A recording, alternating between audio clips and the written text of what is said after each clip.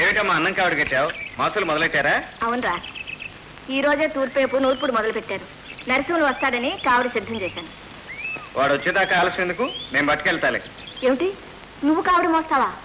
మన పని మనం చేసుకోవట్లో తప్పే ఉందమ్మా. ఒరే జాగ్రత్తరా. పొద్దెక్కింది, ఇంటికెళ్ళి అన్నాలు పెట్టరా. అలాగే దొర. అయ్యో చంద్రబాబు గారు అన్నపు కోడి పట్టుకుంటున్నారండి.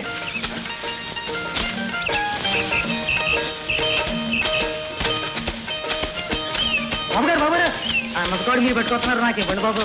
ఎవరు మోస్తే ఏం లేరా, అంతా భోజనం చేయండి. ఈలోగా నేను 2 కట్టలు కొడతాను. రాజుగా ఆ కడతాడు ఎలా ఇవ్వు. మీరంతా భోజనానికి వెళ్ళండి.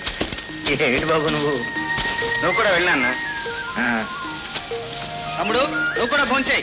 అలాగే అన్నయ్య. అన్నయ్య అన్నం తిన్నాడంటరా? తినే వచ్చారంటాడన్న. పట్టయ్య గారు నువ్వా? డాక్టర్ అయినా రైతు బిడ్డనయ్యా. చూడండి ఎలా కష్టపడి పనిచేస్తున్నాడు. రైతు పుట్టకంటేనే అంత, తను కష్టపడి ఇతరులు పోషించడమే. ఏంటి ఒక ముద్ర రుజుతావేంటి?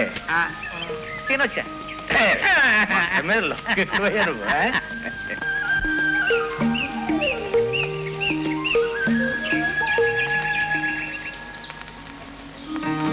ఓయ్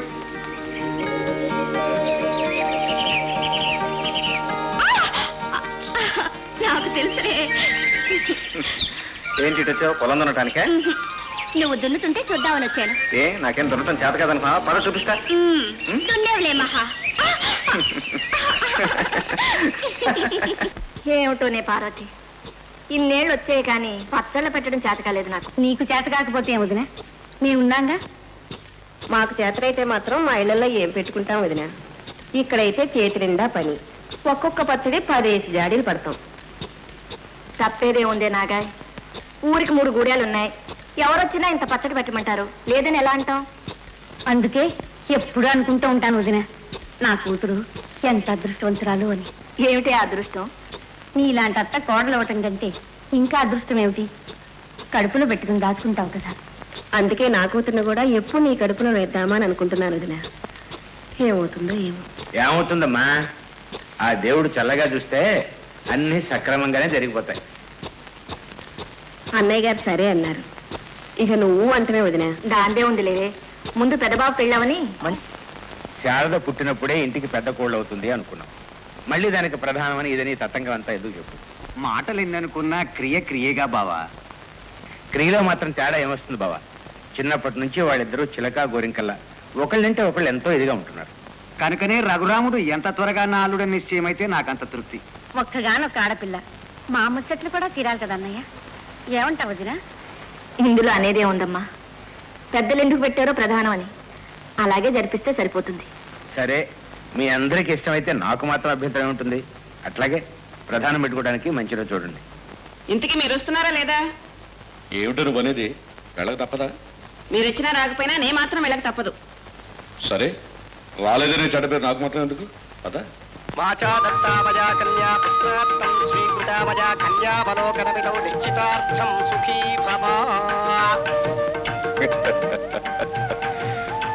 పట్టాభరామయ్య గారు, పూజ అయిపోయిందిగా, ఇంకా ఆలస్యం ఎందుకు? తాంబూలాలు మార్చుకోండి. బావా కానివ్వండి. మా కుమార్తె చిరంజీవి సౌభాగ్యవతి శారదను మీ కుమారుడు చిరంజీవి రఘురాముడికిచ్చి కన్యాదానం చేస్తానని భగవంతుడి మీద ప్రమాణం చేసి పంచభూతాలు సాక్షులుగా ఈ పెద్దలందరి సమక్షంలో మాట ఇస్తున్నాను. మా కోరిక మన్నించి అంగీకరిస్తారని అర్థిస్తున్నాను. పట్టాభరామయ్య గారు, ఇప్పుడు మీరేమండి?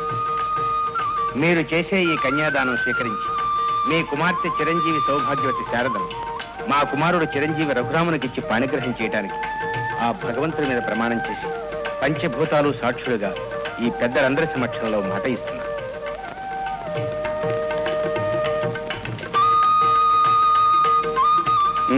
అమ్మాయిగా ప్రధానం చీర కట్టించి తీసుకురండి. తీసుకెళ్ళండి అమ్మా. ఏమయ్యా పరమేశ్వరరావు, డాక్టర్ అల్లుడిగా కొట్టేశావు, పెళ్లి మాత్రం పెద్ద 5 రోజులు పెళ్లి చేయించాలా, పూల పలక మీద ఊరేగించాలని, ఊరబంతి కూడా పెట్టించాలండి అయ్యా. ఆకాశం అంత పందిరి, భూదేవంత అరుగు వేయించి చేయిస్తానయ్యా పెళ్లి. బేజవాడి కూడా పెట్టిస్తే. ఏమయ్యా ముసలయ్య, మేజు వాడి మీద మోజు పడ్డావు అది మాత్రం పెట్టుతున్నాయి. అబ్బా బంగారం బొమ్మలా ఉంది వదినా నీ కోడలు. అదృష్టవంతురాలివి. అత్తయ్యకి మావయ్యకి దండం పెట్టు. చిరంజీవి చిరంజీవి.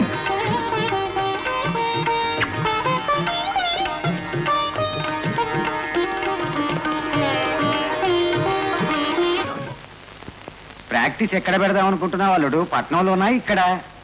ముందు ఈ పరీక్షలు అయిపోతే ప్రాక్టీస్ సంగతి తర్వాత చూసుకోవచ్చు.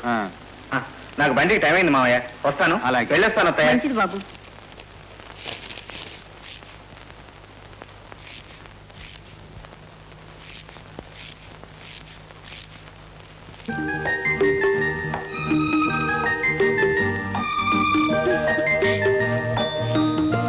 ఇక్కడ దాక్కున్నావా? లేదు, ఇందాక నుంచి చూస్తూనే ఉన్నాను. కాళ్ళు కదులుతున్నా కళ్ళు వెతుకుతున్నా ఎందుకు?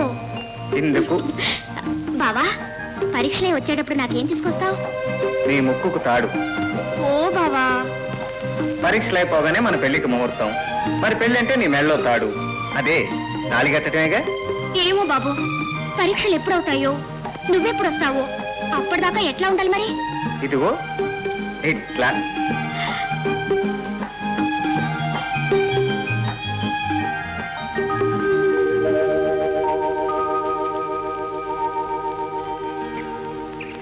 పరీక్షల కోసం రాత్రి మగళ్ళు చదివి నీ ఆరోగ్యం పాడు చేసుకోకు. వారానికి ఒక ఉత్తరమైనా రాస్తూ ఉండు. అమ్మ నీ కోసం బెంగ పెట్టుకుంటుంది. మా అమ్మ దిగులకేం గాని మీ ఆరోగ్యం మాత్రం జాగ్రత్తగా చూసుకోండి నాన్న. నా ఆరోగ్యానికేరా దుండు ముక్కలా ఉన్నాను. అవసరం అయితే ఎవరితో కూడా పోటాడగలను. ఇదిగో చూడు, నువ్వు ఇచ్చిన టానికులు తాగి నువ్వు తిరిగి వచ్చేసరికి నేను ఎట్లా ఉంటాను నువ్వే చూడు. నా అన్న భయంకరాలు మామూలేలే. అమ్మా, నేను ఇచ్చిన టానిక్లు మాత్రం టైం ప్రకారం ఇస్తూ. అలాగే బాబు, నువ్వు మాత్రం పరీక్షలు అయిన వెంటనే వచ్చి. అలాగేనమ్మా. చేస్తున్నాను. అదా, చచ్చో.